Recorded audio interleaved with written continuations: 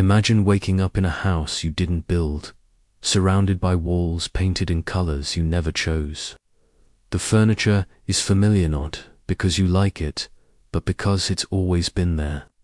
Every object holds a story, but none of the stories feel fully yours. You walk through the rooms like a guest in your own life, and yet you never question it. This house, you assume, is home. Now replace the house with your personality, the furniture with your fears, the rooms with your beliefs about love, safety, success. The stories etched into the walls. Those are the ones you were told when your mind was too young, too object as soft to resist, too eager to belong. What if your definition of normal wasn't chosen but inherited? What if the life you're trying so hard to fix, perfect, or escape was never truly yours to begin with?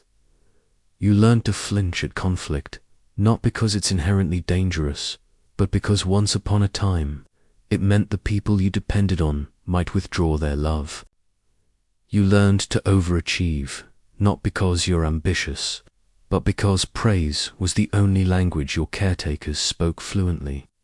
You learned to disappear emotionally, not because you're naturally distant, but because vulnerability was punished, ridiculed, or simply ignored. You weren't born with shame, perfectionism, or the aching hunger to be accepted. These were whispered into you slowly, quietly, like a lullaby. And perhaps the most disorienting part of it all is that you've forgotten when it began. The patterns feel ancient, like bones, like something that is not something that happened, but they did happen, and they still happen every time you fall in love, chase a dream, sabotage your joy, numb your pain, or shrink to fit someone else's comfort. You might tell yourself, that's just who I am, but what if it's not? What if you are a scaffolding of unmet needs, unconscious fears, and inherited emotional blueprints, forged in the fires of childhood and carried, unexamined, into every adult decision? What if you never really grew up? You just got older. That's the paradox. You can drive a car, raise a family, hold a job, speak with authority, and still be run by a frightened 6-year-old who just wanted to be held. You can call it maturity, responsibility, adulthood, but underneath, you're still negotiating with ghosts. You smile when you want to scream. You say I'm fine when your chest is burning. You seek approval like it's oxygen, even when it costs you your authenticity. You chase stability, not because you love peace, but because chaos once made love feel unsafe. And in the quiet hours when no one's watching you, feel it, that strange ache, that nameless emptiness, a sense that something essential was left behind long ago, and no amount of success, validation, or distraction can retrieve it. This is not a flaw. This is not failure. This is the residue of childhood. Not the outer events, but the inner translations. No one escapes unmarked. Not even those who claim they had a good childhood. Because it's not about what happened, it's about what didn't. The hug that didn't come. The words that weren't said. The space you were never given to be fully, unapologetically, yourself. So, here's the great question. If your adult life is still being choreographed by a child's survival instincts, who's actually living it? And perhaps more urgently, how do you reclaim the self that was never allowed to fully form? Because until you do, you'll keep reenacting the same script with different characters, hoping this time the ending will change. Let's walk into that forgotten house together. Let's examine the rooms, the objects, the echoes, and maybe, just maybe, we can begin to build something new. The most dangerous prison is the one we don't know we're in. And childhood doesn't just shape who we are, it disguises itself as who we are. From the moment we are born, we enter a world not of our choosing, a world where we are utterly dependent, exquisitely sensitive, and neurologically unfinished. Every glance, every tone of voice, every absence becomes a blueprint, a message, a law. Don't cry too loudly, they'll get angry. Don't take up too much space, they'll leave. Don't be too needy, too curious, too expressive, just be what they want. This is how the false self is born. Psychologist Donald Winnicott called it the false self, the mask we craft to stay safe, loved, and accepted. It's the agreeable child, the caretaker, the achiever, the peacekeeper, the comedian, the invisible one. These are not traits. They're survival strategies. They worked. That's why you're still here. But here's the problem. You weren't meant to live through them. You were meant to outgrow them. Yet many of us never do. We confuse the mask for the face, the performance for the person. We call it personality. We call it just the way I am. But in reality, it's an emotional architecture designed to protect the most vulnerable parts of ourselves. This architecture becomes so familiar we forget it's even a construction. But deep in our psyche, the blueprint still exists. Unconscious, unchallenged, and untouched by time. You see it in the adult who always says yes Evan when they're drowning. You see it in the person who pushes others away the moment intimacy feels real. You see it in the perfectionist who can't rest because love was always earned, never given. You see it in the one who chases chaos not because they love drama, but because peace was never safe in childhood.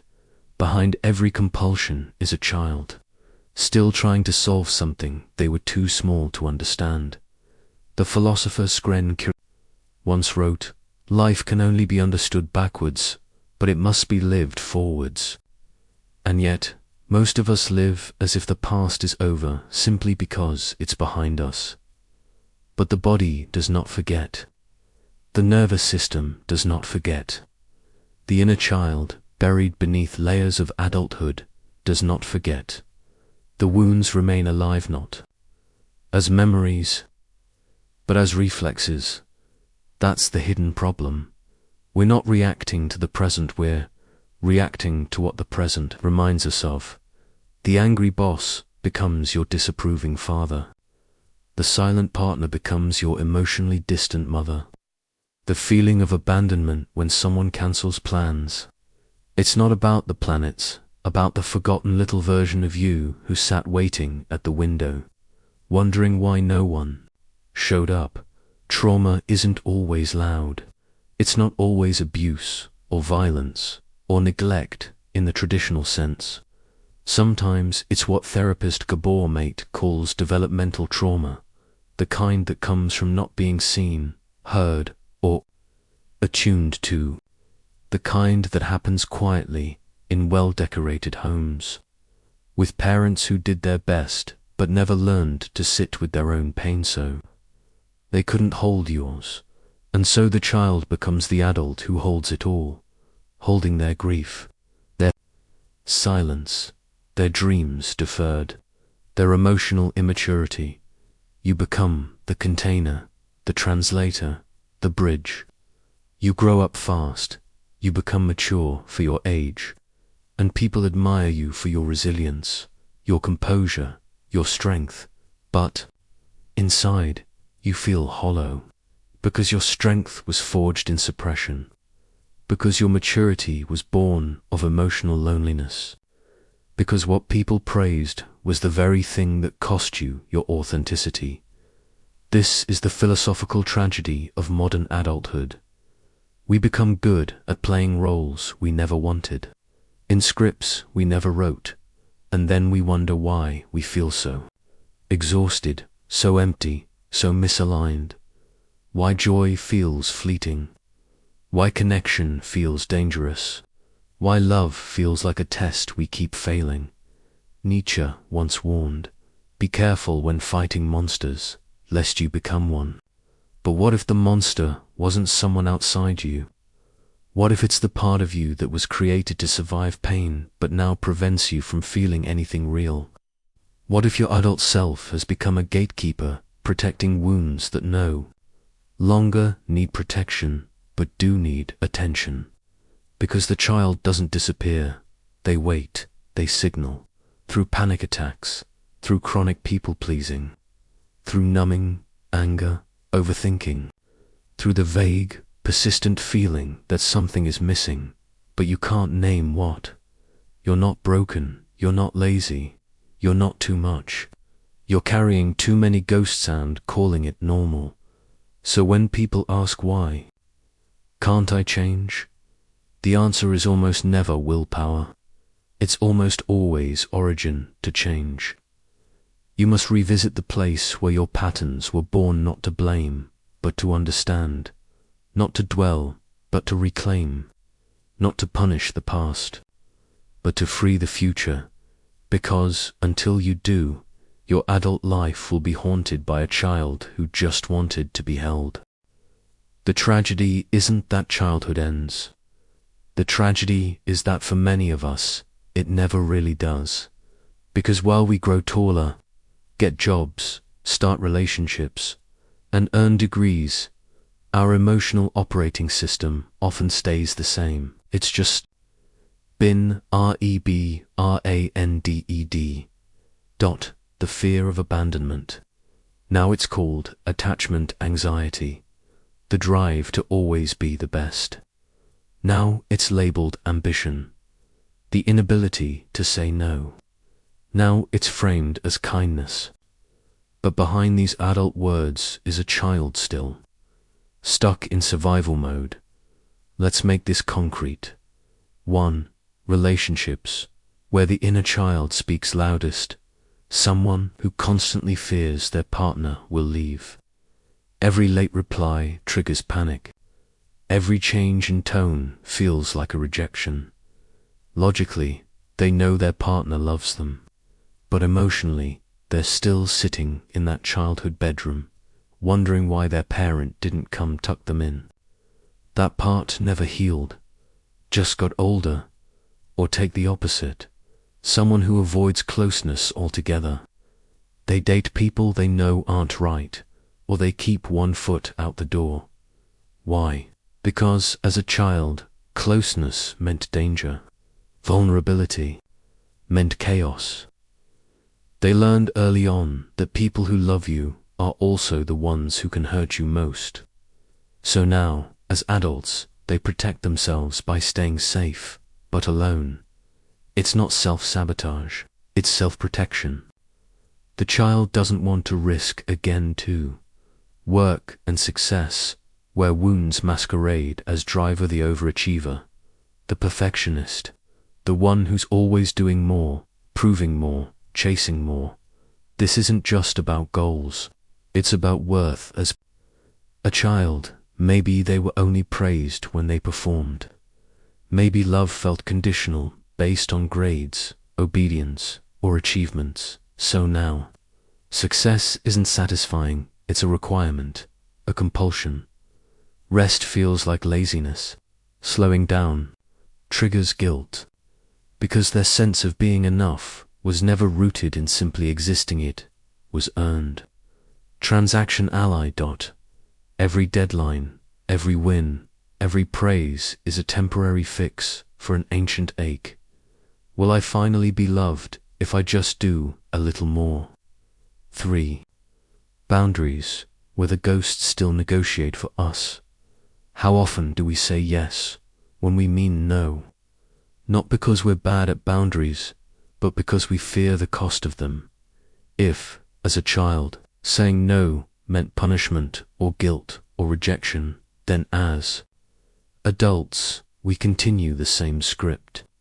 We become people pleasers, conflict avoiders, chronic accommodators. We smile when we're hurt. We stay silent when we want to scream. We give when we're empty because somewhere deep inside, we believe love is a reward for compliance. Boundaries feel dangerous not because they are, but because they once were. 4. Self-talk, the voice. That was never ours, the way you speak to yourself. It didn't start with you. It often started with someone else's voice. A parent, a teacher, a sibling, a culture. The critical voice that says, "You're not good enough." The shaming voice that whispers, "You always mess things up." The hopeless voice that sighs, "What's the point?" These internal scripts are echoes. They're not facts, but we've repeated them so many times, they've become beliefs. And beliefs shape behavior. So we stay small, we stay stuck. Not because we're incapable, but because we've been hypnotized by someone else's narrative. 5. Emotional triggers. The flashbacks without context. Have you ever reacted way too strongly to something minor? A partner raises their voice slightly and you freeze or flare up. A friend forgets to invite you and you spiral into shame. Someone criticizes you gently and you feel shattered. These aren't overreactions, they're time travel. Your body is reliving something you couldn't process when it first happened. And because the original pain was never validated, it was never resolved, so now it resurfaces in moments that resemble the past even when the context is different. That's what makes healing so hard. You're not just responding to the present. You're responding to every unresolved echo of the past that lives inside your nervous system. The bigger picture, a life on repeat you can change jobs, cities, partners, or even your name. But if the inner child is still driving the emotional car, you'll keep arriving at the same place. Exhaustion, emptiness, confusion, patterns that make you feel like you're cursed or broken. But you're not cursed. You're conditioned to survive, not to thrive. Conditioned to adapt, not to feel. Conditioned to please, not to exist freely. And here's the hardest part. The mind forgets what the body remembers, so you might not recall the moment you first felt unloved, or unseen, or ashamed. But your body remembers. Your choices remember. Your silence remembers. Your patterns remember. That's why change is so elusive. You're not just breaking habits, you're breaking contracts you made with yourself long ago. Contracts like, "I'll never need anyone again. I'll always be perfect so no one leaves. I'll stay small so I don't get hurt." These silent promises feel like safety. But in reality, they are the chains, the final illusion. Thinking this is just who I am, perhaps. The greatest trick of childhood conditioning is this. It convinces you that this is just who I am. But what if you're not actually indecisive you? We're never taught that your choices mattered. You're not cold, you just learned that showing emotion wasn't safe. You're not lazy, you were never allowed to rest without shame. You're not needier, just finally feeling the hunger you buried for years. What if your symptoms are not flaws, but messages? Messages from the parts of you that were ignored, minimized, or punished. Parts of you that are not broken, but buried. The reveal is this. You're not crazy. You're not too emotional. You're not overreacting. You're reenacting. You are reenacting what you never got to complete. And every reaction, every fear, every cycle is a clue. A map, a breadcrumb, trail back to the you before the world got loud. And until we see it, we will keep calling the pain normal. We will keep living a life designed for our survival, not our aliveness. What if the most wounded parts of you are not obstacles to overcome but sacred maps, etched in the language of pain, pointing the way home? The final truth is this. Healing isn't about erasing your childhood. It's about honoring it. It's about picking up the scattered fragments of who you were and learning how to hold them, not with judgment or shame, but with reverence. You are not here to grow out of your childhood. You are here to grow into it.